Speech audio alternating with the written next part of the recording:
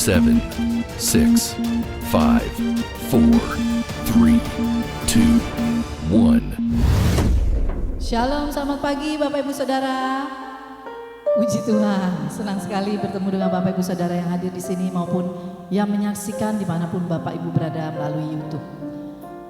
Pada minggu pagi hari ini, kita rindu bersama-sama berfellowship, memuji Tuhan, mendengarkan apa yang Tuhan inginkan di dalam kehidupan kita masing-masing.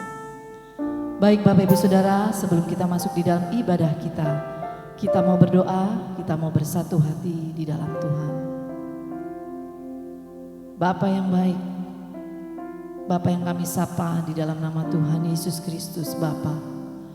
Terima kasih Tuhan untuk pagi hari yang indah ini Tuhan. Terima kasih untuk kesempatan yang masih Bapa beri di dalam hidup kami. Biarlah melalui kehidupan kami pagi hari ini, Engkau disenangkan. Tuhan Yesus memberkati ibadah kami, setiap pelayan-pelayan-Mu, bahkan setiap anak-anak jemaat-Mu yang menyaksikan dimanapun berada.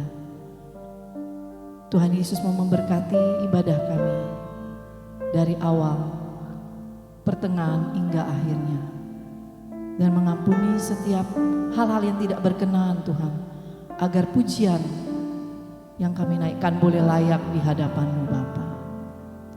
Engkaulah yang dipuji, dimuliakan, pribadi yang kudus di dalam hidup kami.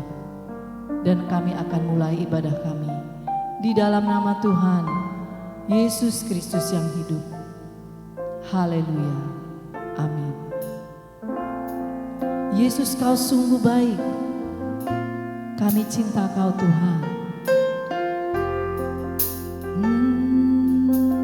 Mari Bapak Ibu Saudara kita nyanyikan pujian ini.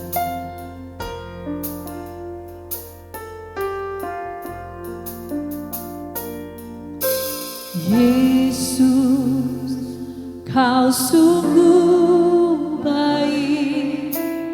Yesus, nama-Mu indah.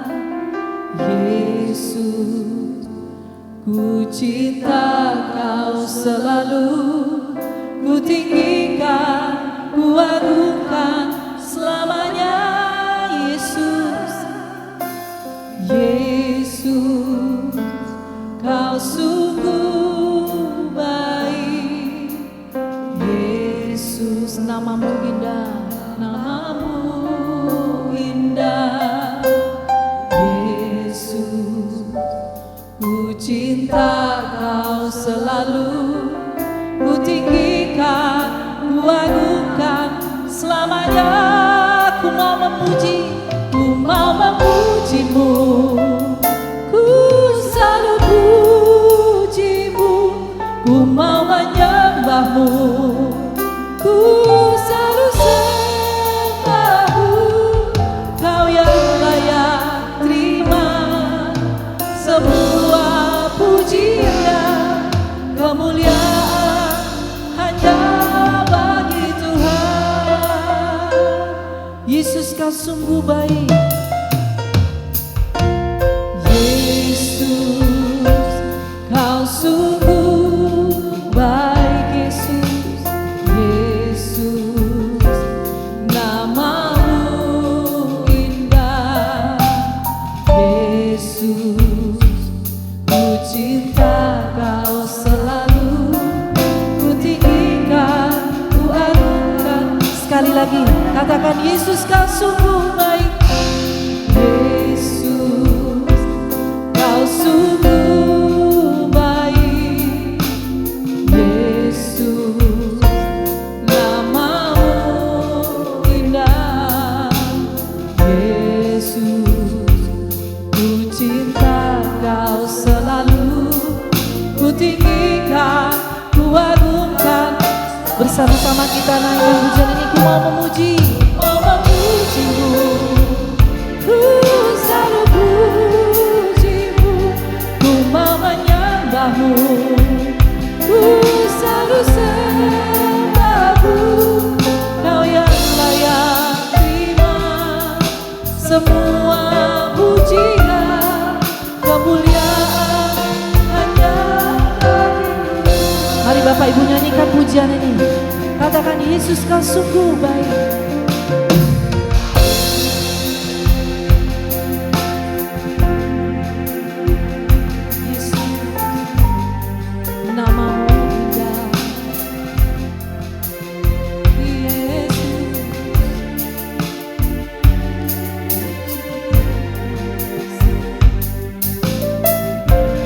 Sekali lagi kita bersama dan saya undang kita bangkit berdiri Bapak Ibu Saudara. Katakan sekali lagi, Yesus.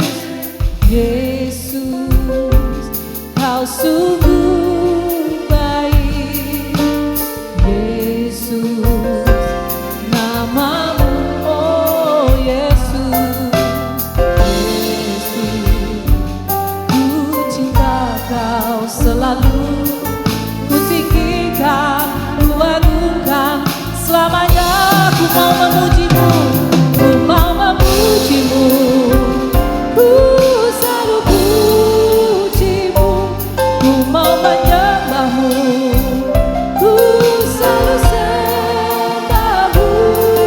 Kau yang layak terima sebuah pujian, kemuliaan hanya ku mau memujimu, ku mau memujimu, kami sembah selalu pujimu, ku mau menyembahmu, ku selalu sembah. Oh, kau yang layak terima pujian kami Tuhan,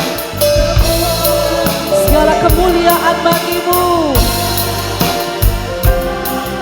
Ku mau memujimu, amin. Raja di atas segala raja, yang maha kudus di tempat yang tinggi. Oh, kau yang layak terima semua pujian, kemuliaan hanya bagi Tuhan. Mari Bapak Ibu sama-sama katakan, ku mau memujimu.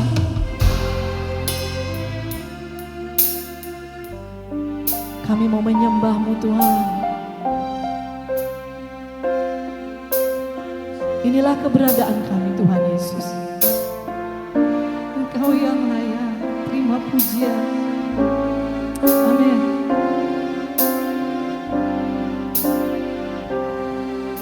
Kami mau memujimu, ku mau memujimu, ku selalu memujimu, ku mau menyembahmu, ku selalu.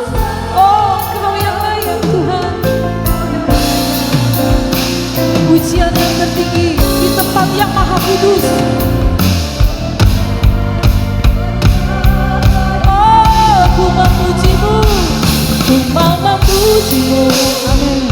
Ku selalu pujimu, ku mau menyembahmu, ku selalu sembah. Kau yang layak Tuhan terima pujian, Raja di atas segala raja, kemuliaan hanya bagi Kau yang layak, Kau yang layak terima semua pujian, kemuliaan hanya Kau yang layak, Kau yang layak terima pujian kami Tuhan, kemuliaan hanya bagi Tuhan. Oh,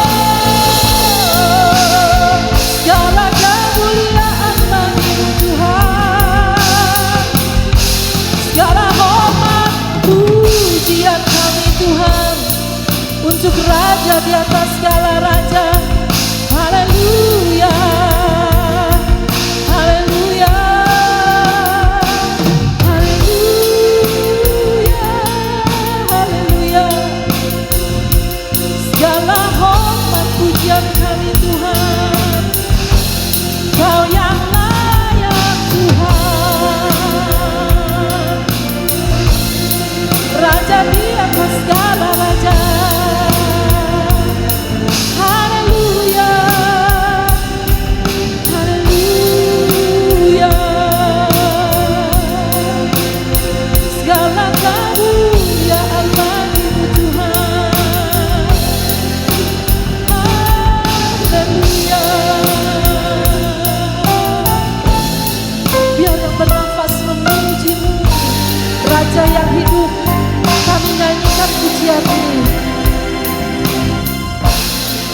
nyanyi Hosana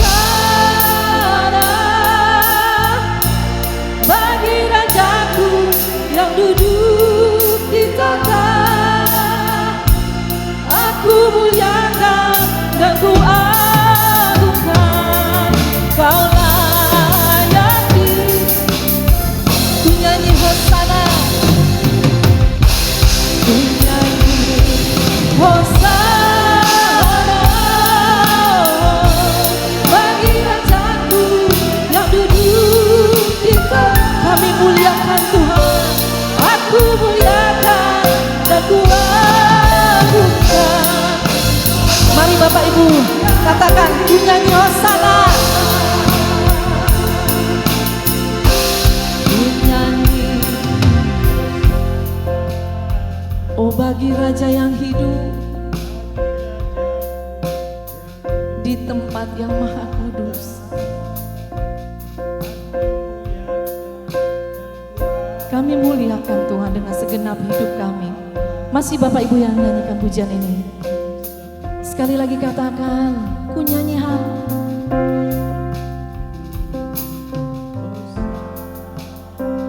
amin.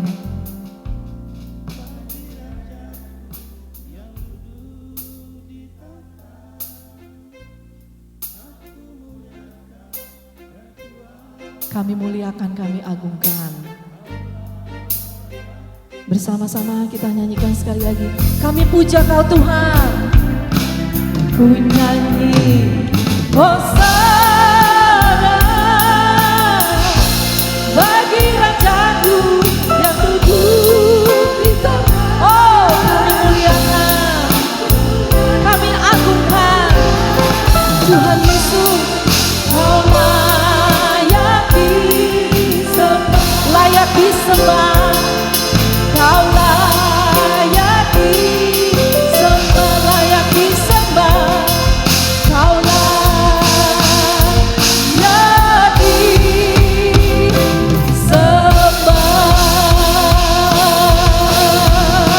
Segala kemuliaan dan hormat hanya bagi-Mu Tuhan. Kami bersama-sama membuka ibadah dalam nama Tuhan Yesus Kristus. Haleluya. Bersama-sama kita katakan amin. Puji Tuhan. Mari Bapak Ibu Saudara, kita bersorak bagi Tuhan. Segala puji syukur kita mesti mungkin mau lihat ke kanan kita. Katakan shalom. Ketemu lagi kita di dalam kasih Tuhan Yesus Kristus. Segala puji syukur.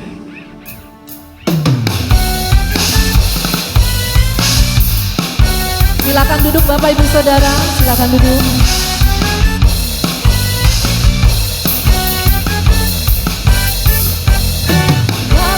Puji syukur hanya bagi-Mu Tuhan, sebab Kau yang layak dipuja. Kami mau bersorak tinggikan nama-Mu. Sekali lagi katakan segala puji syukur. Oh, segala puji syukur hanya bagi-Mu Tuhan, sebab Kau yang layak dipuja. Kami mau bersorak, kami mau bersorak tinggikan nama-Mu. Haleluya, sorak haleluya, soraklah haleluya, oh soraklah haleluya.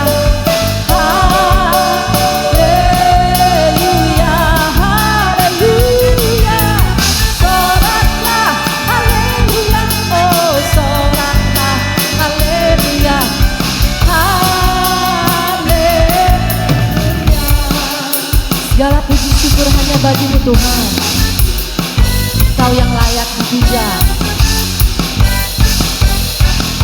Amin.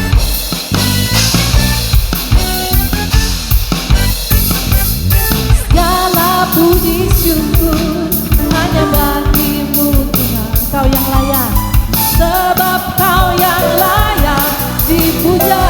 Kami mau bersorak, kami mau bersorak tinggikan Bapak Ibu yang katakan segala puji syukur. Amin. Engkau yang layak. Kami mau bersorak meninggikan nama-Mu Tuhan.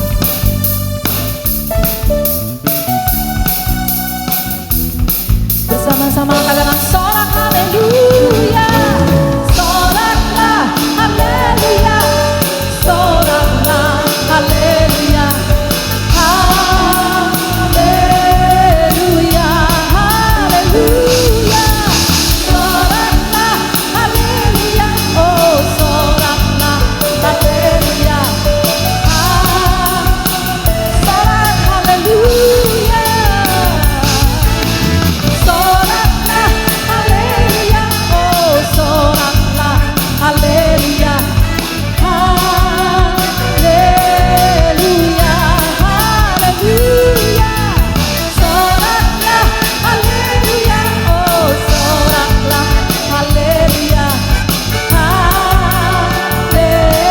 Sekali lagi soraklah haleluya, soraklah haleluya, soraklah haleluya, haleluya, haleluya, soraklah haleluya, soraklah haleluya, haleluya, haleluya. Oh, kami bersorak Tuhan, haleluya, haleluya.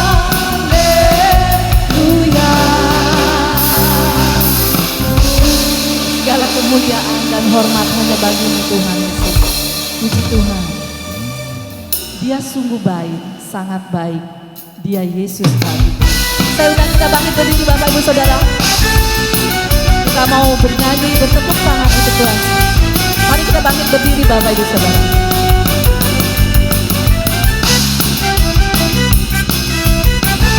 Dia yang telah mati bagiku, Dia yang bangkit bagiku, Dia Tuhan penyelamatku.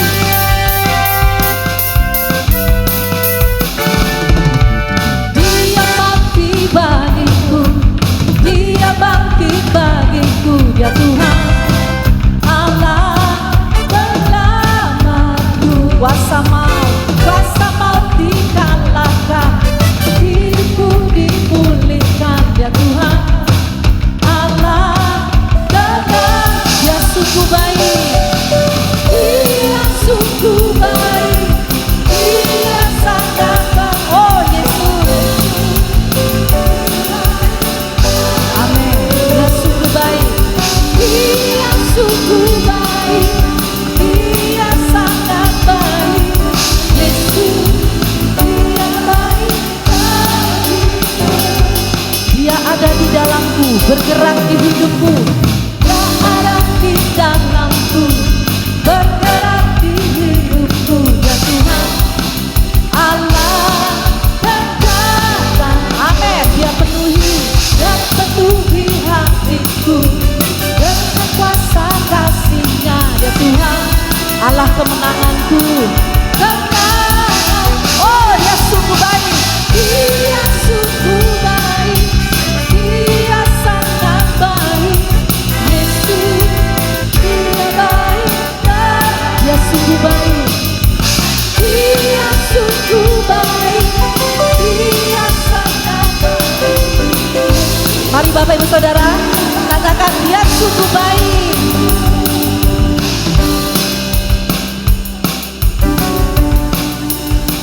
Yesus baik bagiku. Ya, Dia sungguh baik.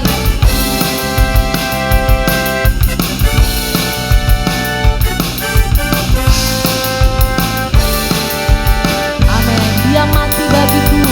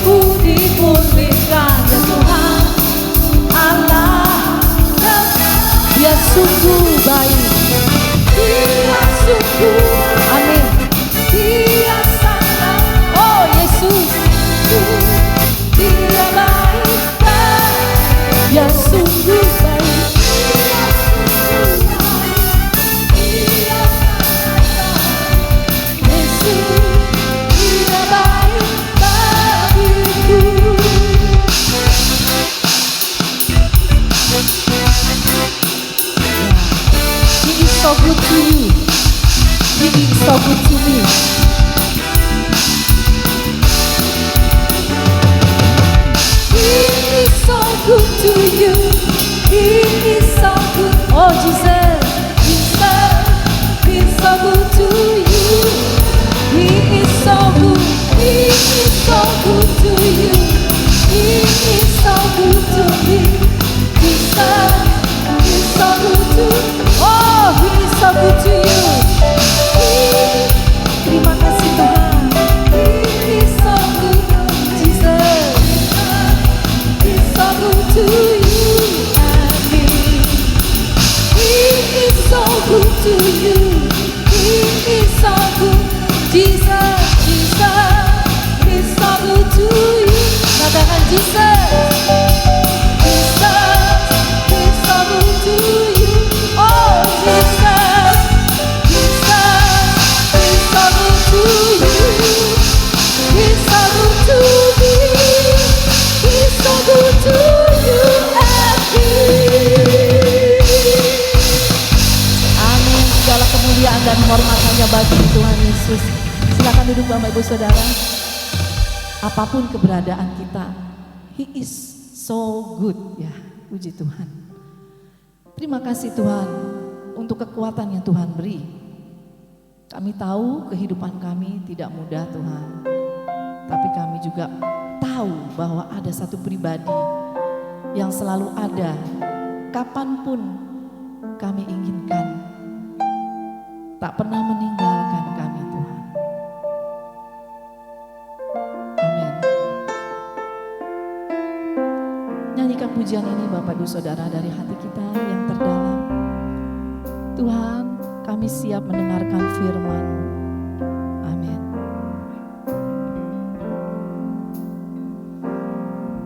Bila hati terasa berat, tak seorang pun mengerti bebanku. Ku tanya Yesus, apa yang harus ku buat? Dia berfirman, mari datanglah. Dia berfirman, mari datanglah. Amin. Dia selalu pedulikan aku. Ku datang Yesus. Dia pikul segala kami mau sujud di altar-Mu Tuhan. Sujud di altar-Nya, ku bawa hidupku. Kami terima anugerah-Nya, terima oh Dia mengampuni-Mu, bahkan bebaskan-Mu.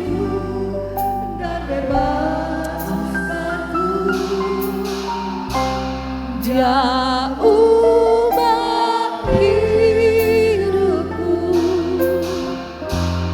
barui hatiku.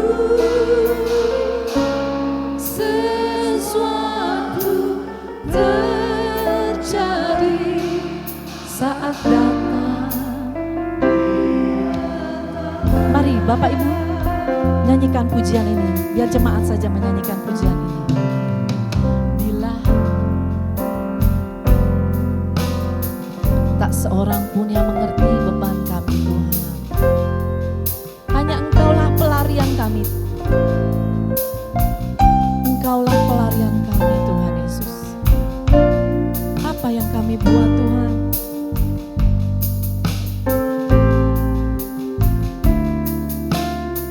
Bersama-sama kita katakan, Dia berfirman, Dia berfirman, mari datanglah. Dia selalu pedulikan aku. Ku datang Yesus, pikul segala bebanku. Sujud di altar-Nya, sujud di altar-Nya, ku bawa hidupku, ku terima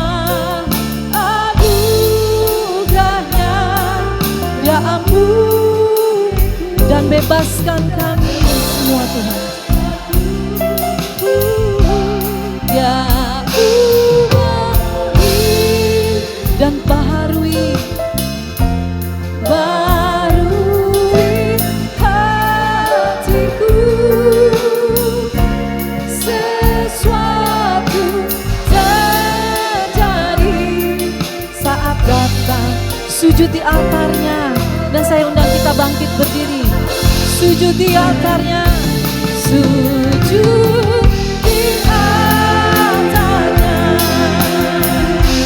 Ku bawa hidupku,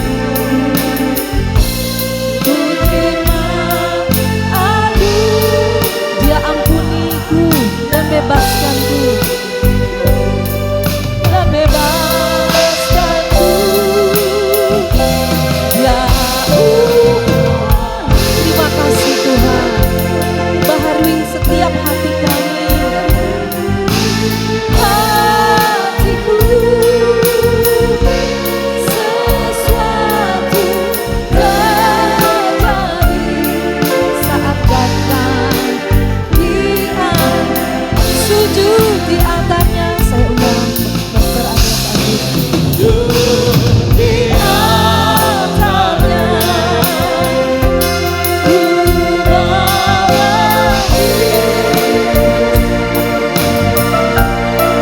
terima anugerahnya, ya ampuniku dan bebaskanku, ya ubah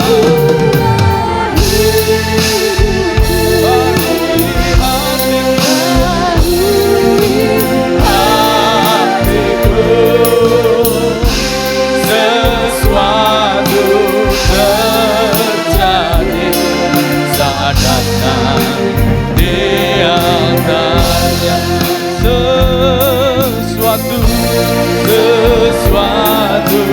terjadi, sesuatu sekali lagi, sesuatu terjadi, sesuatu terjadi.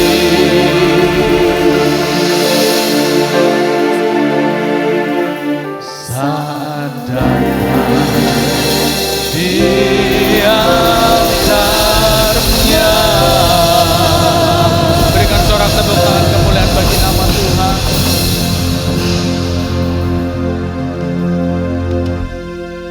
Bapa, kami bersyukur dan kami berterima kasih untuk kesempatan pagi hari ini. Kami kembali ada di dalam hadirat-Mu. Dan itu sebuah anugerah, sebuah karunia bagi kami. Untuk kami boleh duduk diam di bawah kaki salib-Mu, menikmati berkat firman-Mu Tuhan. Sebab sungguh itulah yang kami rindukan. Lebih dari apapun Engkau berbicara atas kami. Mendewasakan iman percaya kami, menegur dan menasihati kami, membuat kami sadar betapa kami membutuhkan firman-Mu, membutuhkan Engkau di sepanjang umur hidup kami. Tolong urapi hamba-Mu, pimpin dia untuk menyampaikan isi hati Tuhan, sehingga sungguh isi hati Tuhan sendiri, perkataan Tuhan, hikmat Tuhan, kebenaran Tuhan yang tersampai atas setiap kami, membuat kami sadar betapa indah menemukan berkat firman daripada-Mu ya Tuhan. Dengan penuh syukur kami sambut firman dan kebenaran-Mu hanya di dalam nama Tuhan Yesus Kristus. Haleluya. Yang diberkati Tuhan, mari katakan bersama-sama, amin. Sekali lagi berikan tepuk tangan kemuliaan bagi nama Tuhan. Silakan duduk. Tuhan Yesus memberkati.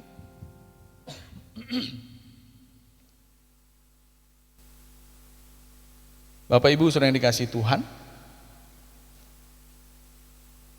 iman adalah sesuatu yang sangat dekat dengan kita, orang-orang yang mengaku diri beragama, mengaku diri percaya kepada Tuhan. Dan iman adalah sesuatu yang pasti tidak asing bagi kelompok-kelompok orang yang seperti itu. Dan bahkan seringkali iman ini menjadi kontras antara mereka yang percaya Tuhan dan tidak percaya Tuhan. Menjadi kontras antara mereka yang rohani dan duniawi. Sekali lagi, beriman dekat sekali dengan orang-orang yang mengaku beragama, mengaku percaya Tuhan. Dan bahkan menjadi kontras antara mereka yang rohani dan duniawi. Orang yang percaya Tuhan dan mereka yang tidak percaya Tuhan. Nah, namun sekarang pertanyaannya sebenarnya, sungguhkah kita percaya Tuhan? Sungguhkah kita percaya Tuhan dibandingkan dengan mereka yang stated secara tegas mengaku bahwa mereka tidak percaya Tuhan dan hidupnya membuktikan ketidakpercayaannya itu. Kadangkala kita sendiri ragu, betulkah saya percaya Tuhan? Dan keraguan itu seringkali masih mengharu biru, ya, menggantung di batin kita, dan setiap hari berulang kali kita kembali merenungkan, memahami, nampaknya jauh dari keberimanan itu, jauh dari kepercayaan saya kepada Tuhan. Kenapa? Karena faktanya ternyata hidup kita justru mirip seperti mereka yang mengaku tidak percaya Tuhan itu. Seringkali keraguan itu tadi mengharu biru di batin kita karena kita melihat faktanya tidak jauh-jauh beda ternyata hidup saya dengan mereka. Lalu apa ini sebenarnya, label kah? Ya, stiker kah? Atau hanya sekedar pengakuan saja, pengakuan demi mendapatkan, ya pengakuan tadi, mengaku Kristen demi mendapatkan pengakuan dari orang lain bahwa oh iya, lewat pernyataanmu bahwa engkau beriman. Nah, lalu apakah hanya berhenti sampai di situ orang beriman? Saya yakin tidak, dan kita tahu itu bahwa orang beriman tidak hanya berhenti kepada diharapkannya pengakuan itu ada dari orang lain, lalu kita dapatkan pengakuan itu, selesai, tidak. Apalagi kalau pengakuan itu hanya sekedar dari mulut, percuma. Karena kita bisa membayar orang untuk mendapatkan pengakuan itu. Kita bisa mempengaruhi orang demi mendapatkan pengakuan itu. Sementara iman lebih dari sekedar pengakuan dari orang lain. Lebih dari sekedar pengakuan dari sesama kita.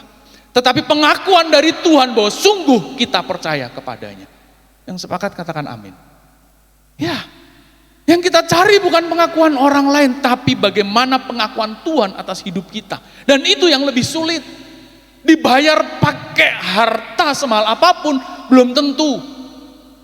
Kalau menggunakan logika manusia. Karena seringkali manusia berpikir, dengan banyaknya persembahan kita bisa mengubah pendapat Tuhan. Betul nggak? Iya kan?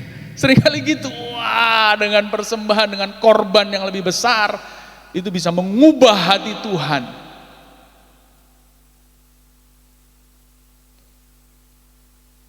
Di Maleakhi padahal Tuhan dengan tegas ngomong, aku benci dengan korban-korbanmu. Aku benci bahkan dengan korban persepuluhanmu. Karena korbanmu kamu persembahkan tapi hatimu menjauh dari Tuhan. Betul saudara? Dan itu menjijikkan di mata Tuhan. Tapi kita seringkali seperti tidak lupa untuk terus tetap melakukan itu. Kita pikir dengan cara seperti itu, dengan berbagai macam korban yang kita persembahkan. Entah waktu, ya tenaga, apalagi uang, kita rasa kita bisa mengubah hati Tuhan. Kalau perjanjian lama mungkin dulu ketika Tuhan masih sering mentolerir itu. Dan kalau nanti kita belajar, kita akan melihat nampaknya itu masih seperti diizinkan Tuhan. Kenapa? Karena dalam rangka mendidik anak taman kanak-kanak nih yang bernama Israel, yang memang baru terbentuk komunitasnya sebagai bangsa. Baru keluar dari tanah Mesir, baru lahir dari rahim perbudakan. Gak mungkin dong dihajar melulu dengan logika-logika teologia dan pemahaman terlalu dalam gitu. Walaupun Alkitab Perjanjian Lama itu mengandung banyak makna yang begitu dalam. Sehingga bahasa Perjanjian Lama itu dipilih menggunakan bahasa Ibrani klasik. Yang orang Ibrani sendiri hari ini sudah tidak memakai dan menggunakannya. Yang dipakai sekarang adalah sudah Ibrani modern, jauh sekali dengan Ibrani klasik pada masa itu, yang sulitnya bukan main.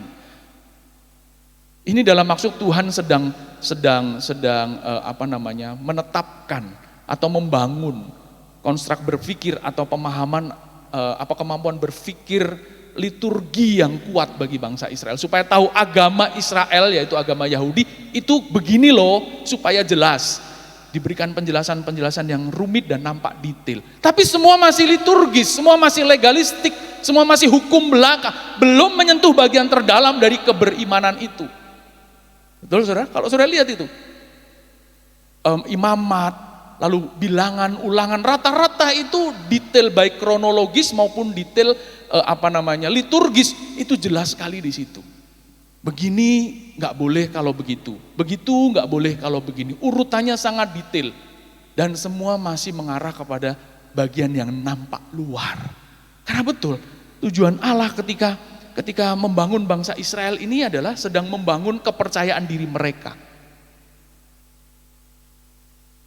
Mereka sedang ditimang-timang dulu. Ayo, ini tanah Kanaan loh yang dijanjikan kepadamu. Ayo kamu harus bisa. Harus bisanya bukan cuma ayo kamu harus, enggak. Tuhan tunjukkan mukjizat. Tuhan berikan banyak hal yang membuat mereka terpesona. Betul loh, Allah Israel itu Allah yang luar biasa. Nah, kalau masih perjanjian lama, bukan berarti salah loh, tapi ini menurut periodenya. Oke. Tapi saudara kan sudah tidak hidup di masa perjanjian lama. Halo, betul? Coba sebelah kiri kananmu coba ditanya. Masih ada Abraham, Musa? Namanya mungkin Abraham, Musa, tapi bukan Abraham dan Musa yang perjanjian lama. Sebelah kanan kiri kita sudah bukan lagi Musa, Abraham, Daud, ya, Maleaki, orang-orang perjanjian lama yang memang masih mengenyam masa-masa itu. Masa sekarang adalah masa pendewasaan. Masa yang jauh lebih dari sekedar legalistik, jauh dari sekedar liturgis. Kalau masih liturgis, nggak boleh kita kebaktian begini, nggak boleh. Saya nggak boleh pakai baju begini, saudara, nggak boleh. Orang Yahudi itu nggak boleh pakai baju lebih dari 2 warna.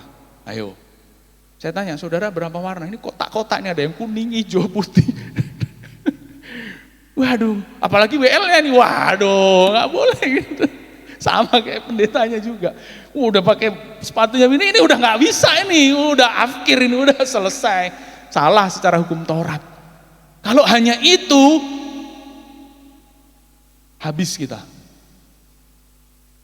Langsung api turun dari surga, Cileger, selesai SDC, udah nggak ada ceritanya. Tapi ada peristiwa itu enggak. Tuhan ternyata sudah mengizinkan proses liturgi yang seperti ini. Dan nggak boleh tadi nyanyi pakai dua tadi pemain drumnya kan gitu kan sambil berasa konser ya bro ya. Nggak boleh, harus teduh, harus tenang. Dimulai dengan doksologi di minggu lalu, beberapa waktu yang lalu saya menjelaskan kan, harus ada pemuliaan dulu, ya, teduhnya betul-betul teduh nih. Nanti Bani Asaf nyanyi, disambut Bani Yedutun, terus bersautan, nanti giliran baru jemaat ada urut-urutannya yang jelas tidak boleh dilanggar. Kalau sekarang salah nadanya masih oke-oke saja, betul saudara? BL salah nada langsung dikutuk Tuhan enggak? Enggak, masih diampuni dulu langsung Cileger. Korbannya cacat sedikit sudah langsung kena kutuk. Minimal kusta. Kusta dulu sama kusta sekarang aja beda. Kusta dulu itu putih gitu, putih. Tapi seperti salju, putihnya memang menjijikkan gitu. Geli, kenapa menjijikkan? Karena persepsinya memang itu sebuah kutukan. Gak bisa kalau kita model liturgi sekarang. Itu baru liturgi, belum aturan-aturan yang lain. Baru baju tadi, belum aturan-aturan yang lain. Jadi kalau hanya itu masih konsep perjanjian lama yang memang masih ditolerir. Ya, kalau bagi zaman sekarang, bagi orang-orang yang memang masih bertumbuh dalam taraf kanak-kanak. Ayo saya tanya sama saudara, saudara sudah kanak-kanak atau akil balik? Enggak ada yang jawab. Saudara masih kanak-kanak atau sudah akil balik? Rata-rata umurnya berapa? Minimal di sini umur 71 tahun. Minimal umurnya berapa? 21 ya, 25 yang sudah jauh lebih dari akil balik. Akil balik sekarang kan 18 bukan 17. Ya kan? Rata-rata sudah di atas 18. Ya kan? Harusnya sudah akil balik secara umur. Walaupun kita mentolerir. Kan akil balik itu bukan hanya masalah umur, Pak. Tapi kedewasaan psikologis, kedewasaan mental. Kan di sini nggak ada yang sakit jiwa dong, halo? Nggak dong. Kita semua waras paling tidak. Kalaupun sedikit kadang-kala agak sakit jiwa gitu, itu karena ada persoalan mungkin, ada gangguan gitu. Tapi mayoritas kita adalah orang-orang yang sudah harusnya matang. Dan kalau matang, bukan hanya kematangan mental, tapi kematangan rohani sudah ada. Sudah bukan lagi konsep perjanjian lama toh. Amin. Yang sepakat berikan tepuk tangan dulu. Yang enggak tepuk tangan masih kanak-kanak berarti. Nah itulah yang diajarkan lewat istilah atau kata iman dalam perjanjian lama. Iman dalam perjanjian lama itu menggunakan kata emunah. Coba bersama dengan saya, 2, 3, emunah. Sekali lagi, emunah. Ya, atau emun yang akar katanya adalah aman. Mungkin dari kata aman inilah perasaan aman dalam bahasa Indonesia itu diistilahkan. Karena bahasa Ibrani, bahasa Arab itu induknya sama, yaitu bahasa Aram, Abraham. Tahu saudara ya? Nah kata itu diserap dalam berbagai bahasa termasuk mungkin, ini mungkin, saya belum pernah men-search, tetapi beberapa tulisan menjelaskan sangat dimungkinkan kata aman dalam bahasa Indonesia itu dari akar kata yang sama dalam bahasa Ibrani, aman. Yang arti literalnya adalah mendukung dengan tangan atau membawa seorang anak kecil, to foster as father and mother who foster their children. Sama seperti seorang bapak dan ibu yang merawat anaknya, hati-hati sekali. Dan persis sama seperti itulah proses perjanjian lama itu terbentuk dan tercipta, betul? Rasa-rasanya bangsa Israel itu sama seperti bayi yang terus ditimang oleh Tuhan, ya toh? Kelaparan dikit, burung puyuh, kelaparan dikit, roti mana turun. Kepanasan dikit, ada tiang awan yang meneduhkan mereka. Pernah kita ngalamin gitu? Belum pernah ada satu bangsa pun selain Israel yang pernah mengalami itu. Halo? Di depan mata mereka sendiri ada tiang awan yang terus menaungi mereka ketika kepanasan. Di padang gurun mereka merasakan keteduhan. Ketika mereka kedinginan di malam hari ada tiang api, betul-betul tiang api terlihat. Nggak bisa dibohongi, itu pernyataan mujizat Tuhan. To foster their child gitu. Merawat anak mereka. Mereka di sini dalam artian Tritunggal ya. Ingat baik-baik, nanti di situ kita juga akan merujuk di situ. Ya, di bagian akhir nanti saya juga rindu mengulik ini, mengingatkan kita bahwa perjuangan iman kita salah satunya adalah sadar ketritunggalan Allah itu. Itulah sebabnya di Kejadian 1:26 dengan jelas, marilah kita. Kita di situ bukan jamak secara numerik, secara bilangan. Ya. Tetapi banyak dalam artian pribadi dalam Tritunggal yang memang ada 3, tetapi esa di dalam esensi. Amin. Nanti kita diskusi lah lain kali, next time. Sesekali mungkin kita akan buat ya ibadah kita semacam ada diskusi tanya jawab. Mau saudara? Ya, yang enggak mau juga enggak apa-apa. Oke saja. Nanti Pak, aduh Pak, kalau ya nanti kita lihat jemaat banyak yang mau atau tidak mau gitu ya. Kalau memang ada yang mau, ayo kita mungkin ngumpul sendiri. Itulah sebabnya kita bangun ada satu komunitas namanya Areopagus. Areopagus itu komunitas atau kelompok beberapa dari bapak-bapak dan ibu-ibu yang pengen ngumpul ngobrol. Ya, tapi kita berharap kalau satu kali di kebaktian kita ada tanya jawab boleh. Tapi kalau ada yang aduh Pak, kayaknya belum cocok. Oh ya sudah enggak apa-apa. Jangan dulu. Ya, nanti malah justru di situ yang muncul perdebatan. Wow. Show off kadang-kadang pendapatku paling bagus. Ya udah lebih baik nanti dulu. Sampai kita betul-betul sudah firm, betul-betul siap. Saya yakin Tuhan pasti tolong. Amin saudara. Nah, kembali. Ketika sampai di mana tadi kan? Itu tadi ketritunggalan tadi ya. Itu juga perjuangan kita. Ya toh. Bagaimana ketika sejak dari awal itu sudah dibangun, Tuhan sudah tunjukkan itu. Nah, perjanjian lama merupakan cara Tuhan membangkitkan dan membangun kepercayaan diri bangsa Israel dulu. Ini bangsa baru. Jadi jangan dipikir ketika keluar dari tanah keluar dari tanah Mesir, bangsa Israel sudah menjadi bangsa yang kuat. Belum, masih bingung. Ini ngapain ya? Masih banyak yang bertanya jawab mungkin. Ngapain? Kita kan udah enak-enak di Mesir. Kenapa kita mesti keluar? Berhadapan dengan Laut Kolsom. Dikejar sama bangsa Mesir, bahkan sama Fir'aun sendiri. sejarah mencatat bahwa Fir'aun sendiri yang mengejar mereka dan Fir'aunlah yang mati di Laut Kolsom itu bersama dengan prajurit-prajuritnya. Lalu kemudian keluar dari Laut Kolsom, mereka bingung makan apa kita. Mereka lalu ngomong, masih enak daging di tanah Mesir, masih enak bawang di tanah Mesir. Kenapa kau bawa kami ke tempat ini, hai Musa? Bingung mereka. Nah itulah sebabnya emunah itu menjadi makna awal dari kata iman dalam perjanjian lama. Demi membangun, ya, Allah seolah-olah memanjakan mereka dengan berbagai perlakuan istimewa yang ia janjikan dan buktikan kepada mereka. Sejak dari tanah Mesir hingga mendiami tanah Kanaan, dari kitab Kejadian hingga kitab Ulangan paling tidak. Tadi Laut Kolsom yang terbelah, ya, mengirim mana ketika bangsa Israel kelaparan, mengalahkan bangsa-bangsa kafir dan memenangkan peperangan-peperangan bagi bangsa Israel.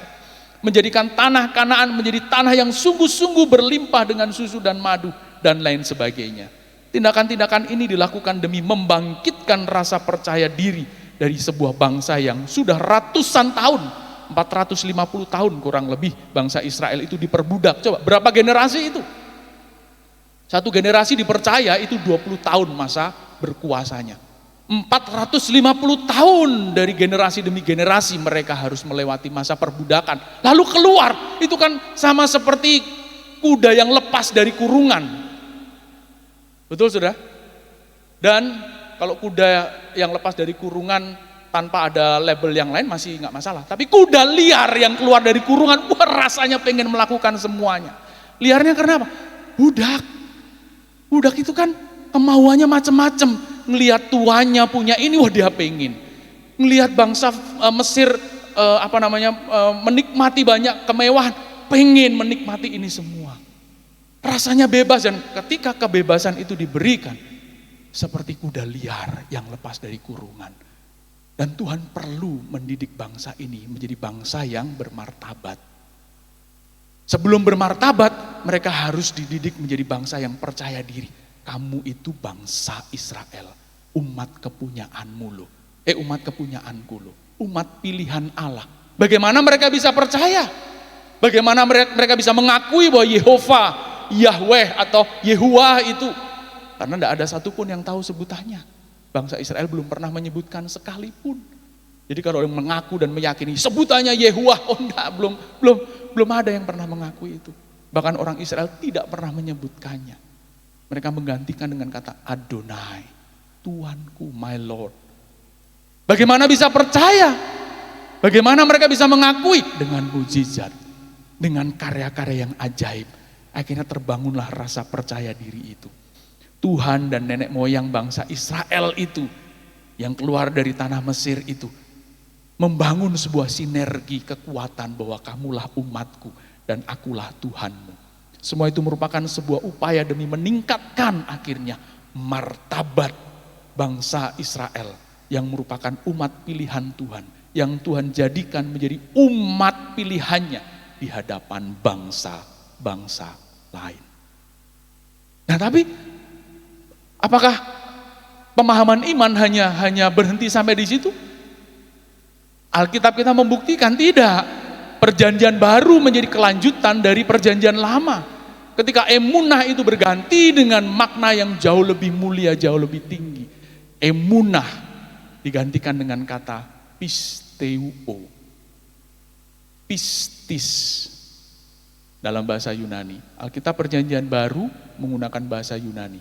Pisteuo dari kata peito. Ya, kata bendanya pistis. Coba bersama dengan saya. Pisteuo 2-3. Pisteuo. Pistis 2-3. Pistis. Peito 2-3. Peito. Yang artinya more than just a parents who foster their child. Orang tua yang menjaga dan merawat anak-anaknya. Lebih dari itu.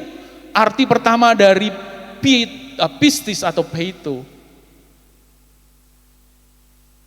Tuhan titipkan pesan, kalau saudara baca di dalam Matius 9 ayat 22, Roma 1 ayat yang ke-17, kita baca Roma 1 ayat 17 saudara. Ya, dan Ibrani 1.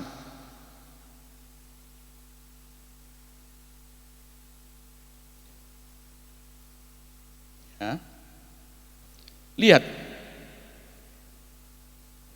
ketika Rasul Paulus menuliskan ini, jauh sekali perbedaan dan pemahamannya dibandingkan dengan pemahaman di dalam perjanjian lama. Dan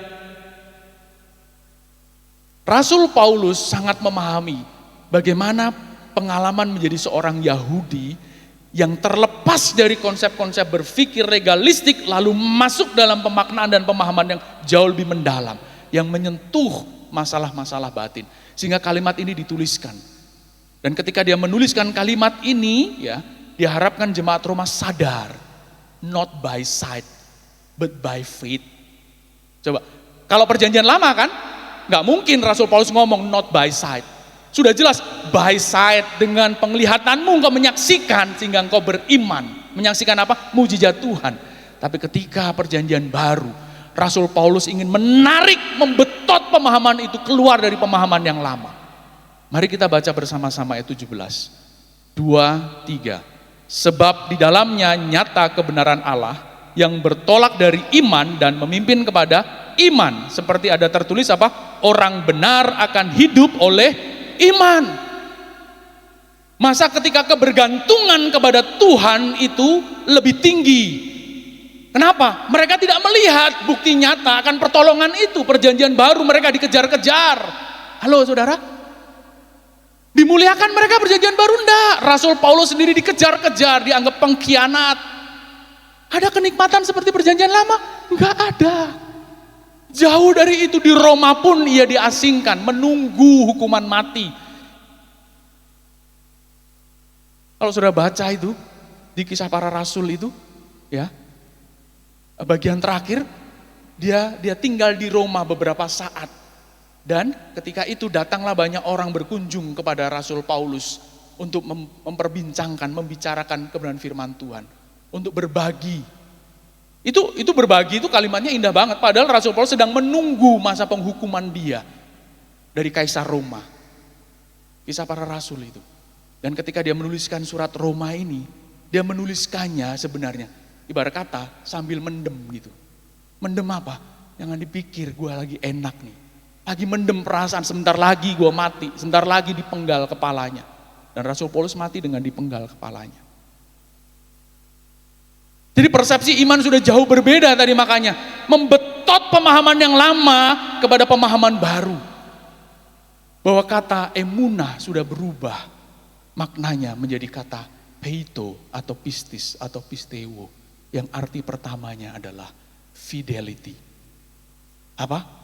Fidelity. Fidelity itu apa? Kesetiaan. Ayo, saya tanya, ya. Walaupun kita Kristen, kita setia sama Tuhan gak saudara? Halo? Amin ya, Pak Wim ya, amin. Setia kita? Setia dong Pak, setia pasti gitu. Tapi kesetiaan itu bukan hanya sekedar masalah dari Rehoboth pindah ke SDC. Halo saudara? Bukan hanya itu. Bukan hanya itu. Yang dulu percaya ini, sekarang percaya itu, bukan hanya itu. Tapi fidelity itu ternyata harus dibuktikan sampai akhir nanti. Sampai akhir hayat. Nah, pertarungan itu akhirnya bukan hanya sekedar masalah hubungan kita dengan orang-orang di sekitar kita. Tapi hubungan kita secara langsung dengan siapa? Tuhan. Kesetiaan kita adalah kesetiaan dengan Tuhan. Satu saat SDC ini mungkin sudah tidak ada, bisa jadi. Tapi jangan sampai Tuhan tidak ada di dalam kesetiaan hatimu. Amin. Ini mah mungkin sementara. Tuhan bisa gantikan dengan yang lain dan tidak masalah, biar mari kita tidak terikat hanya dengan label-label seperti ini. Karena ini hanya sekedar komunitas, organisasi yang satu saat mungkin Tuhan bisa ganti dengan nama organisasi yang lain. Keberimanan itu adalah kesetiaan kepada Tuhan. Bukan kesetiaan hanya kepada pimpinan. Siap untuk itu? Saya juga harus siap. Dan tidak mudah memang. Tidak mudah. Kesetiaan yang dimaksudkan itu. Fidelity yang dimaksudkan itu. Arti atau makna yang dimaksudkan dari pistis adalah kesetiaan. Bagian yang tidak dapat dilihat hanya dalam waktu 1, 2, 3 atau 8 hari saja.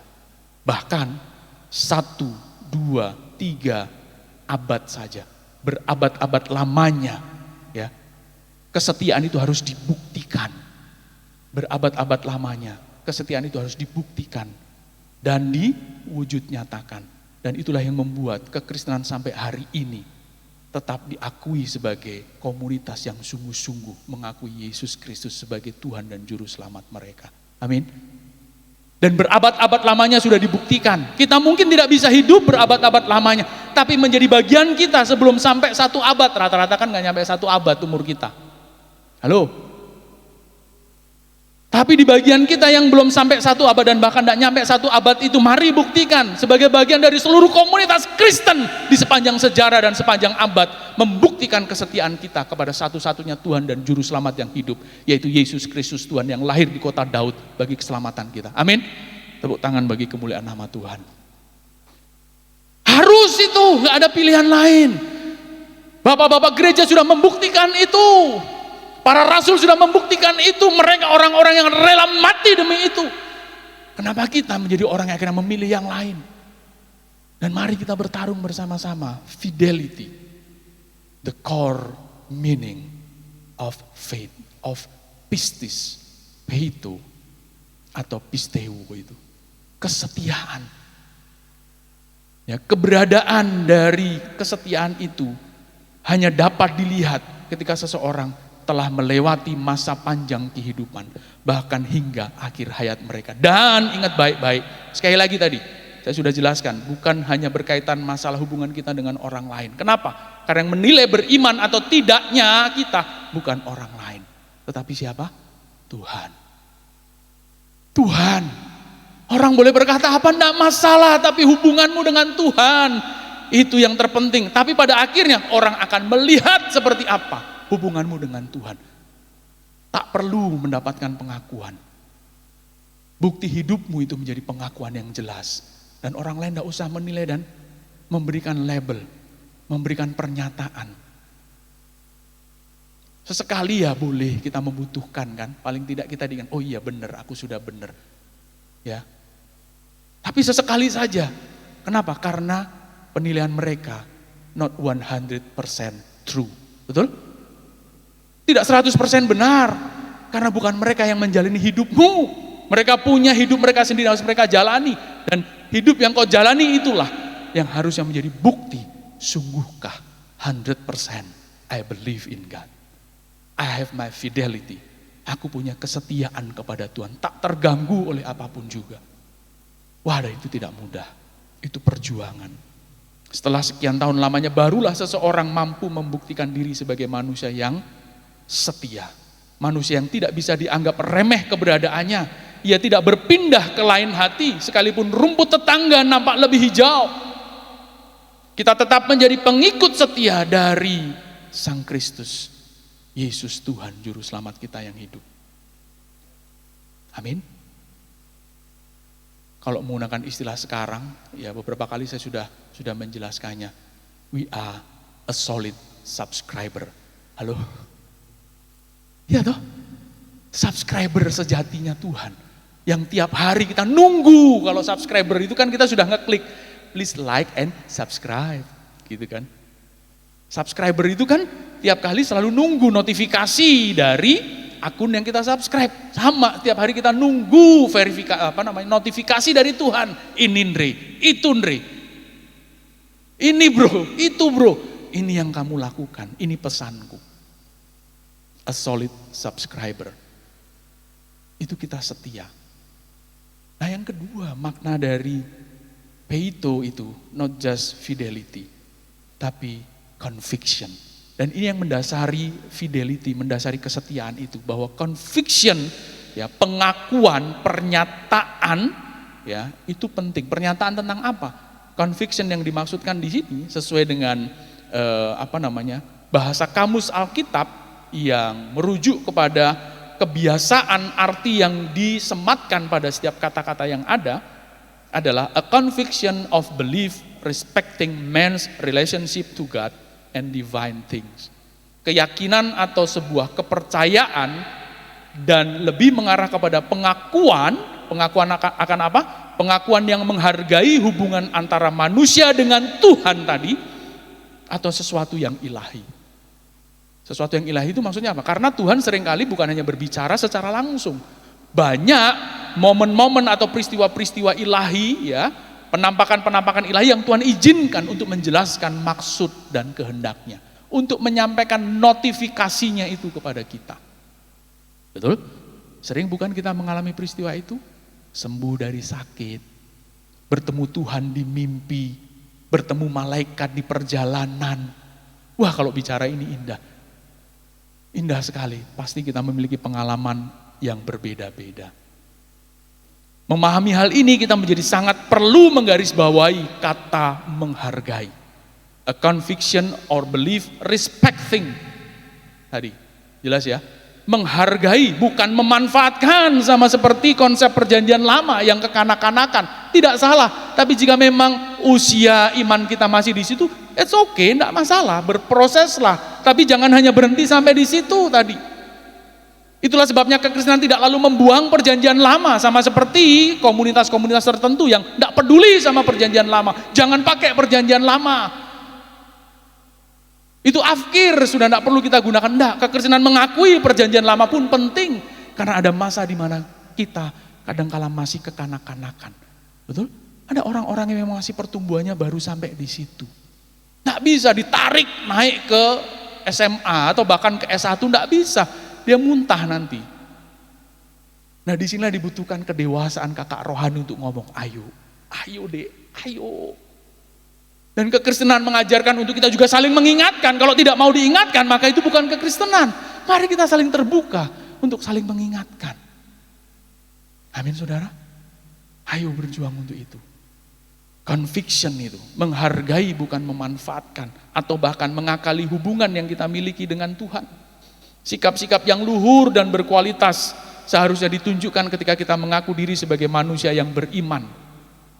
Menjunjung tinggi realitas keberadaan Allah dan menghormati kehadiran Sang Kristus Tuhan bagi keselamatan umat manusia.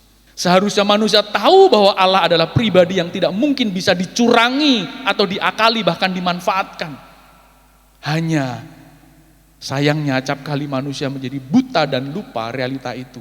Mereka sering menganggap mampu mengakali Tuhan, mampu memanfaatkan Tuhan, dan mampu mencurangi Tuhan. Mirip-mirip sama seperti Ananias dan Safira yang langsung dihajar mati di depan umat Tuhan. Syukur kita tidak mengalami peristiwa itu. Coba bayangkan kalau kita harus mengalami peristiwa seperti itu. Mungkin berulang kali kita mati. Mati lagi bangkit, menerima penghukuman Tuhan. Dan jangan sampai kita mengalami itu. Dan jika masih memahami itu, betapa rendah pemahaman iman yang kita miliki. Padahal bukti seseorang beriman adalah ketika ia sangat menghargai hubungan yang terjalin antara dirinya dengan Tuhan Sang Pencipta alam semesta ini. Ia akan selalu berusaha mendahulukan kehendak Sang Pencipta, notifikasi Tuhan, dibandingkan dengan segala kehendak dirinya. Dan itu perjuangan yang tidak mudah. Nah, kata peite itu, yang ketiga berarti faithfulness, kepatuhan. Kepatuhan yang sama seperti yang ditunjukkan oleh Tuhan Yesus Kristus di dalam Matius 26 ayat 29 dan 42. Peristiwa apa itu?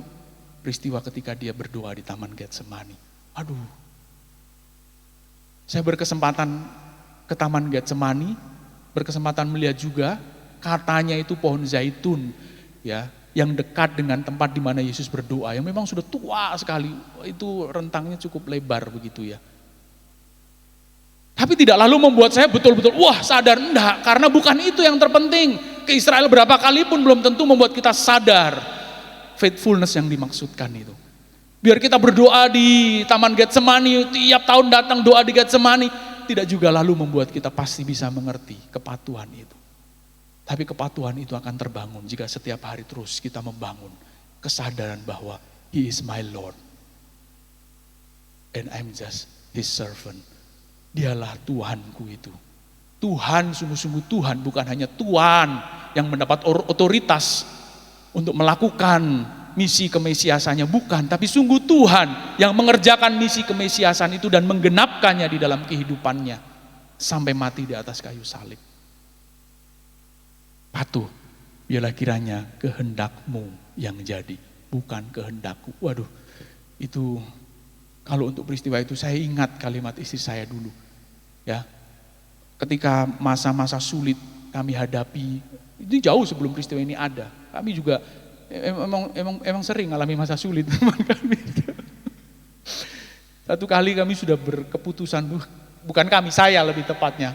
Udah yang kita keluar aja lah ini dari Rehoboth ini, yang keluar aja nih. Lalu dia ngomong, tunggu. Kalau bukan kehendak Tuhan malah hancur nanti kita. Tunggu. Saya udah gregetan gitu, udah kita keluar aja udah kita bikin aja sendiri gitu. Itu udah emosi udah meluap gitu. Iya kan? Kenapa? Karena itu tadi seperti yang dulu 2 minggu lalu saya sampaikan, 1/4 abad hidup saya untuk itu gitu kan. Lalu dia ngomong, enggak, kalau bukan kehendak Tuhan yang bahaya malahan, hancur nanti kita. Mau ngelawan dengan logika teologi saya kan, tapi akhirnya betul juga ini istriku ini. Mantap kali kalau dia ini ngasih nasihat itu, langsung menohok di bagian terdalam. Iya, itu langsung selesai gitu. Dan itu yang membuat saya sadar dan ingat, iya betul. Yesus saja bisa dia? Bisa, dia punya otoritas. Tuhan dia kok. Betul kan? Tapi enggak, dia nurut loh apa kata Bapa. Bukan berarti lalu dia lebih rendah dari Bapa, bukan. Tapi secara fungsi dia sadar, dia melakukan kehendak Bapa karena dia sedang berinkarnasi menjadi manusia. Dia bertarung untuk itu dan berkata, Thy will be done. Biarlah kehendak-Mu yang jadi. Wah, sambil gemeter kan itu. Karena sampai peluhnya itu seperti darah. Meneteskan keringat, tapi keringat seperti darah. Artinya ada pertarungan di situ. Aku bisa tapi enggak, aku bisa tapi enggak. Sama, mungkin kita sering ngomong, aku bisa Tuhan enggak, aku bisa enggak, kamu bukan siapa-siapa. Sadar. Bisa jadi itu belum kehendak Tuhan. Betul ya istriku ya. Belum kehendak Tuhan dan ternyata kehendak Tuhan. Saya senang Pak Kali, bukan berarti lalu saya mengunggul-unggul Pak Kali, enggak gitu. Ya pas peristiwanya mirip gitu. Pak Kali itu ngomong ketika saya cerita gitu ya, kita ini sudah pisah gitu ya. Terus beliau ngomong, ya puji Tuhan Pak, berarti itu memang penegasan dari Tuhan. Penegasan dari Tuhan bahwa iya, bersyukur kita sudah dipisahkan. Ya, sebelum semua peristiwa ini terjadi. Bersyukur sehingga semua orang jadi tahu bahwa oh iya ya. Bersyukur bahwa ternyata oh iya ya gitu. Ini bukan dalam rangka kebencian, jangan sampai lalu berpikir waduh Pak Andre ini kepahitan sama Pak Eras gitu. Mungkin ada, jujur secara manusia, secara daging memang tidak nyaman gitu. Tapi biarlah kiranya proses itu membentuk dan mendewasakan saya, kami dan kita semua buat terlepas dari semua alasan atau peristiwa yang ada, ya, terlepas dari semua tadi kebencian atau mungkin kepahitan yang mungkin ada, daging kita kadang-kala berteriak untuk itu, ya, tapi kita bersyukur Tuhan pasti punya rencana, bukan kiranya Tuhan punya rencana, Tuhan pasti punya rencana, bahwa itu adalah proses untuk membuat kita sadar bahwa kebergantungan kita hanya kepada siapa? Tuhan. Kepatuhan kita hanya kepada siapa? Tuhan. Ngomongnya gampang ini gampang banget ngomongnya. Tapi perjuangannya tidak mudah. Faithfulness. Dan ini perjuangan yang berat. Dari mana kita harus memulainya? Masing-masing kita berbeda. Dari mana kita memulainya? Ada yang dimulai dari keluarga, iya. Tapi ada orang yang tidak bisa mulainya dari keluarga. Dari pekerjaanmu lah, ayo. Perjuangkan iman itu sampai engkau bisa dan berani berkata, aku sudah berdiri teguh di dalam iman. Di mana? Di setiap bagian dari hidupku. Setiap orang bisa berbeda-beda. Jangan ngomong, wah harus dari sini, harus dari situ. Enggak, masing-masing berbeda. Beda bro. Latar belakang kita membentuk kita masing-masing. Khas dan khusus. Khas dan khusus. Tapi mari, di bagian manapun kita memulai. Di bagian mana dulu kita sedang memulai. Atau mau memulai, atau sedang memulai. Mari, di bagian itu kita sungguh-sungguh memperjuangkan dan membuktikan bahwa kita bukan lagi emunah, tetapi pistis atau peito itu. Kita sudah berubah, kita sudah akil balik, kita sudah beranjak dari masa kanak-kanak, masuk pada masa kedewasaan. Dan ketika sudah sampai kepada masa kedewasaan, harusnya kita semakin matang. Dan itu tinggal menjemput titik akhir dari kehidupan kita dan kita bisa berkata sama seperti ketika Kristus mati di atas kayu salib, tetelestai, sudah selesai. Mau saudara? Selesai perjuangan kita. Selesai apa? Berdiri teguh di dalam iman.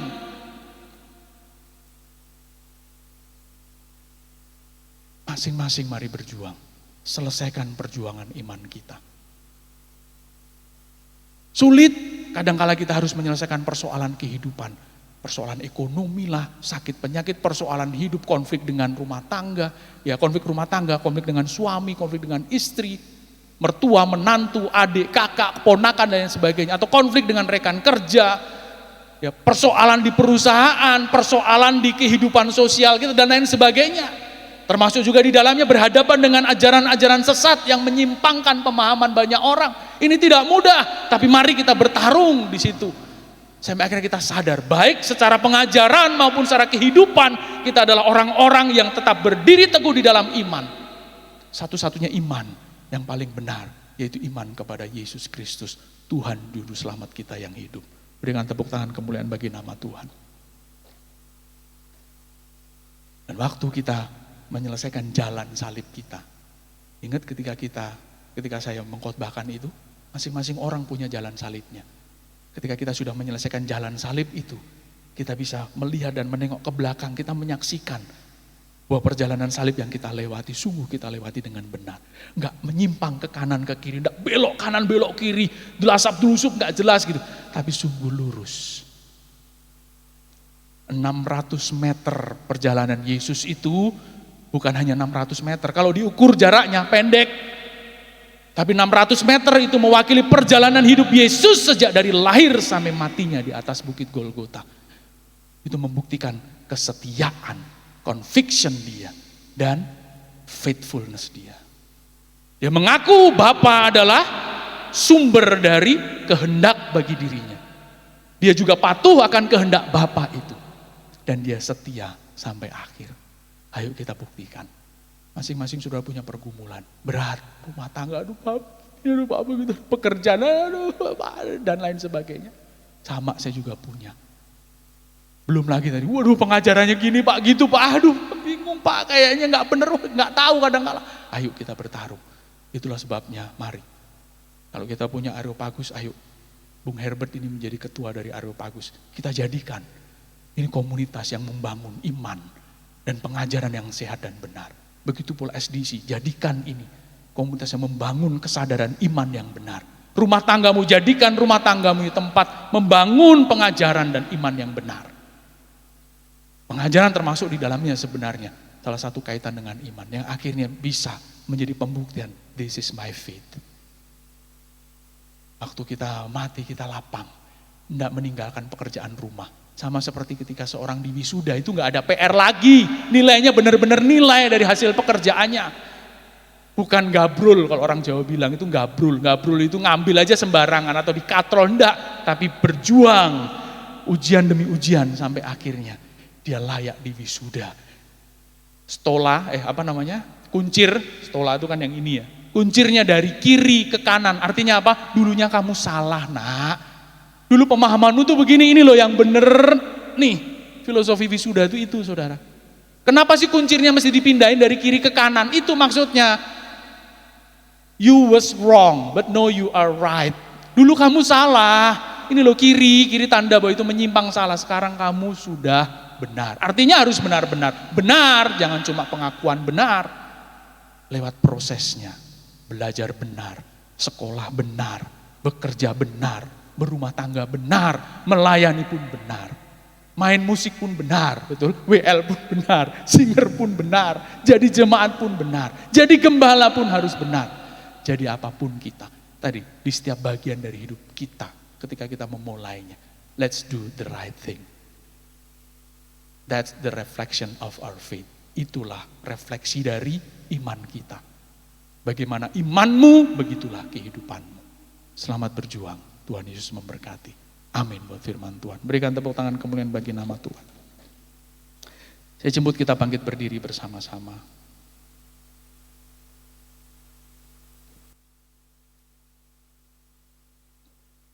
Katakan dengan tulus, ku telah mati dan tinggalkan cara hidupku yang lama.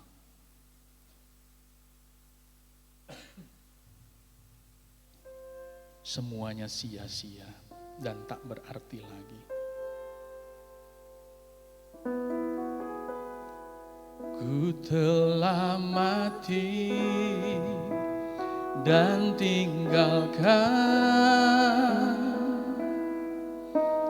cara hidupku yang lama. Semuanya sia-sia dan tak berarti lagi. Hidup ini ku letakkan pada mezbah-Mu ya Tuhan. Jadilah padaku seperti yang Kau ingini. Ku telah mati dan tinggalkan. Ku telah mati dan cara hidupku yang lama.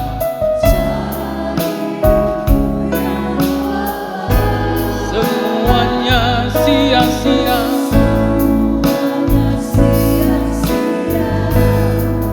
dan tak berarti lagi. Hidup ini ku letakkan pada mezbah-Mu ya Tuhan. Jadilah padaku seperti. Sekali lagi katakan, ku telah mati dan tinggalkan. Nanti saya minta istri saya berdoa untuk firman Tuhan yang sudah kita dengar pagi hari ini. Arah hidup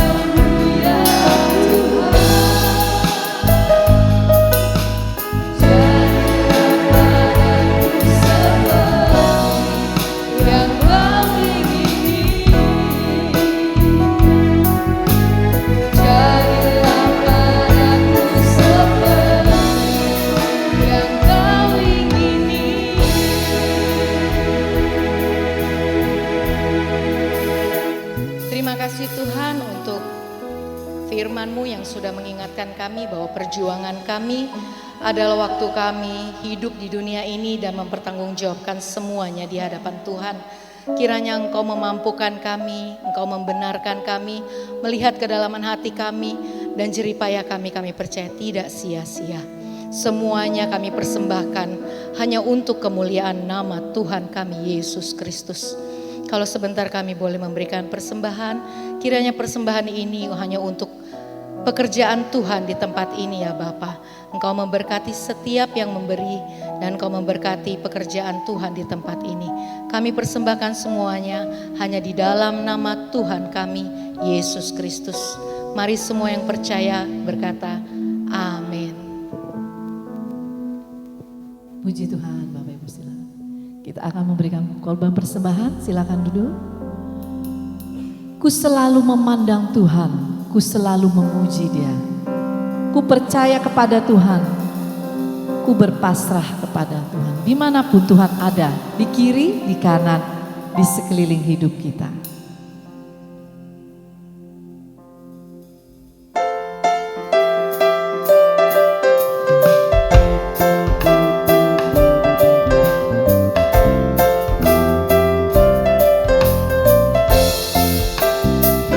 Selalu memandang Tuhan, ku selalu memuji Dia. Ku percaya kepada Tuhan, ku berpasrah kepadanya. Siang malam ku ingat Tuhan, karena Tuhan pelindungku. Dengan Dia ku takkan gentar menghadapi semua. Kiri kananku ada Tuhan, sekelilingku ada Tuhan, dalam hidupku ada Tuhan. Yesus, ku selalu memandang Tuhan. Jemaat saja. Amin.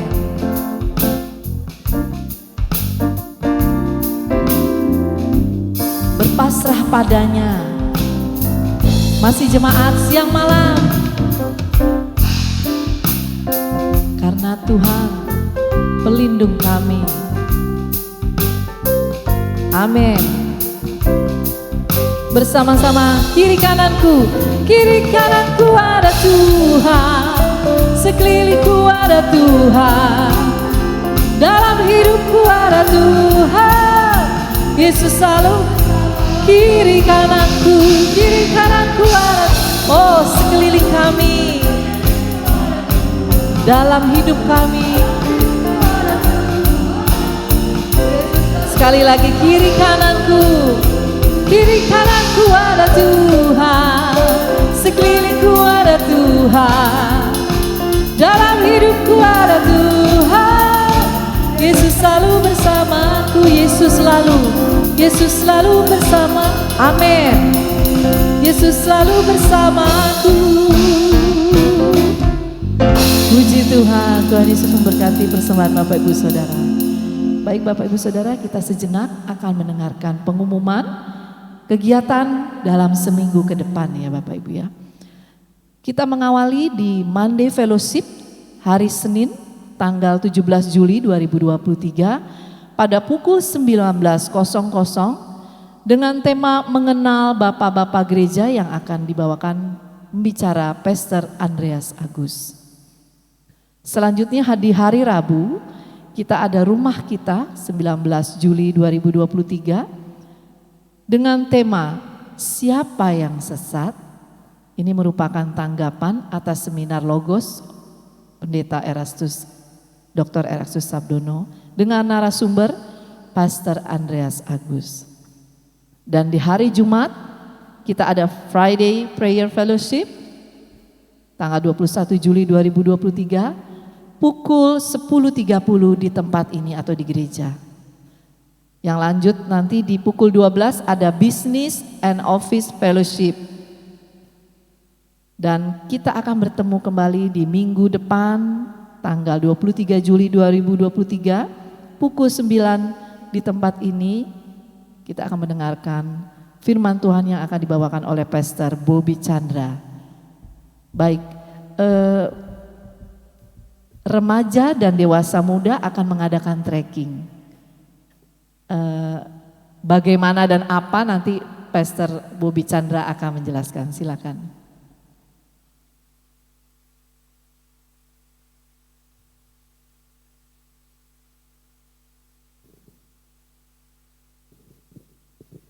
Ya, shalom Bapak Ibu, mohon waktunya sebentar.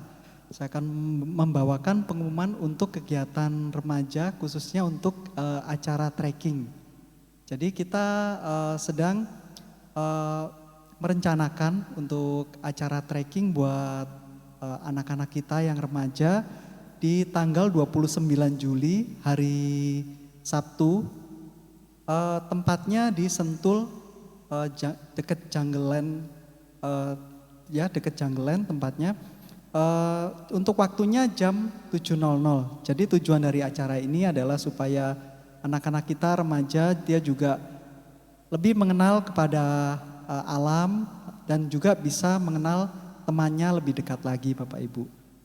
Dan kemudian untuk biaya registrasi sebenarnya kita sudah memberikan subsidi juga buat anak-anak kita yang remaja, yaitu biayanya nanti seharusnya sebesar 170.000, tapi kita subsidi sehingga cukup membayar 50.000 saja per orang, khusus untuk anak-anak remaja.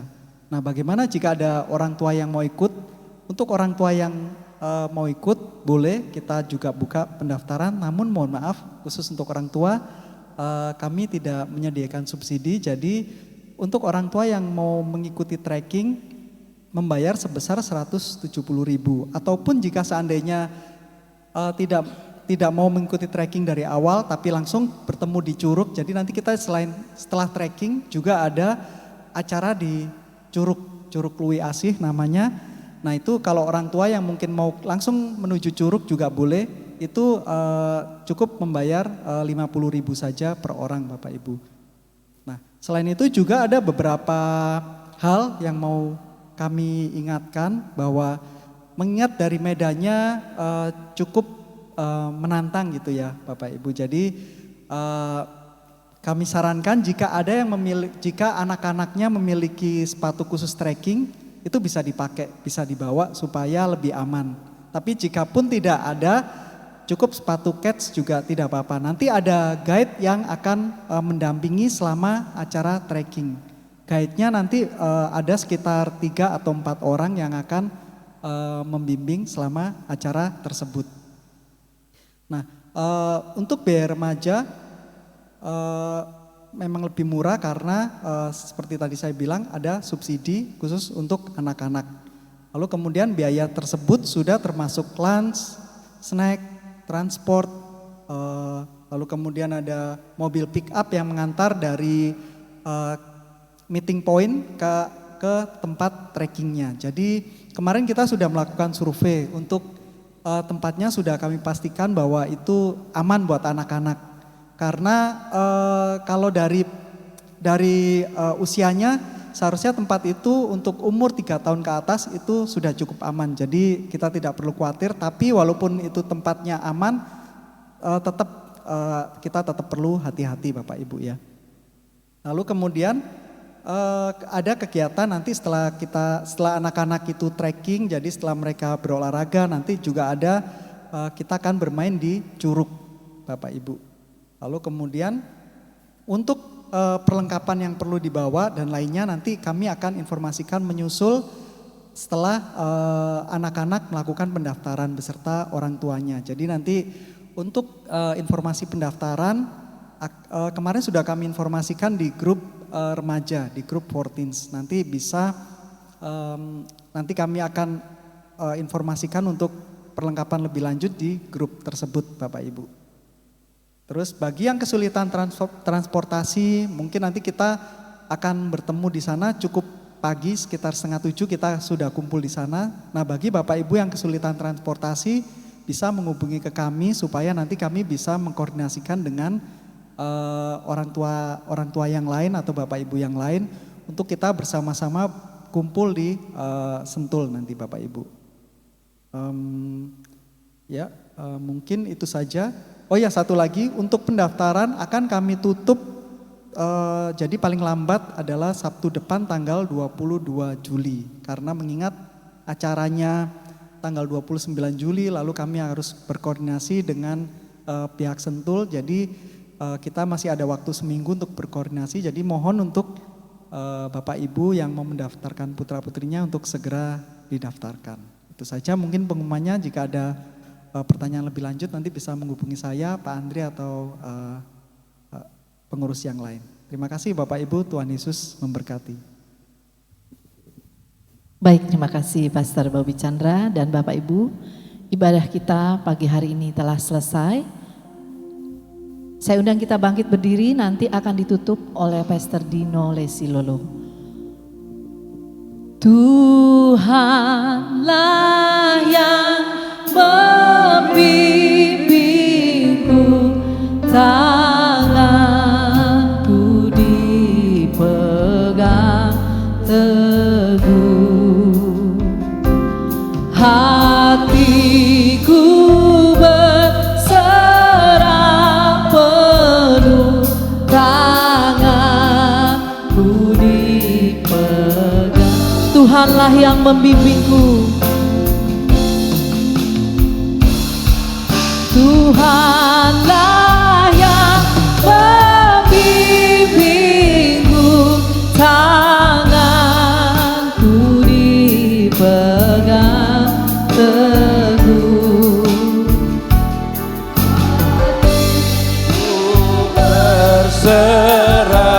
penuh, tanganku dipegang teguh, tanganku dipegang teguh, tanganku dipegang teguh.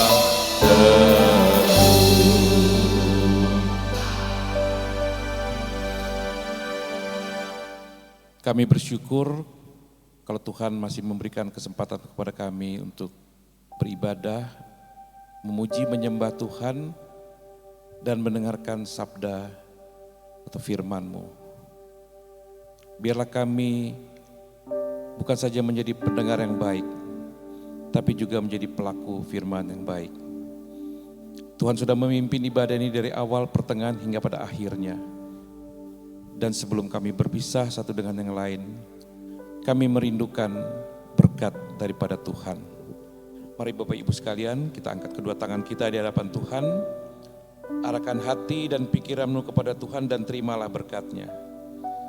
Segala berkat, anugerah dari Allah Bapa di dalam nama anaknya yang tunggal Tuhan kita Yesus Kristus, persekutuan yang manis dengan Roh Kudus, menyertai saudara-saudara sekalian, mulai dari hari ini sampai selama-lamanya.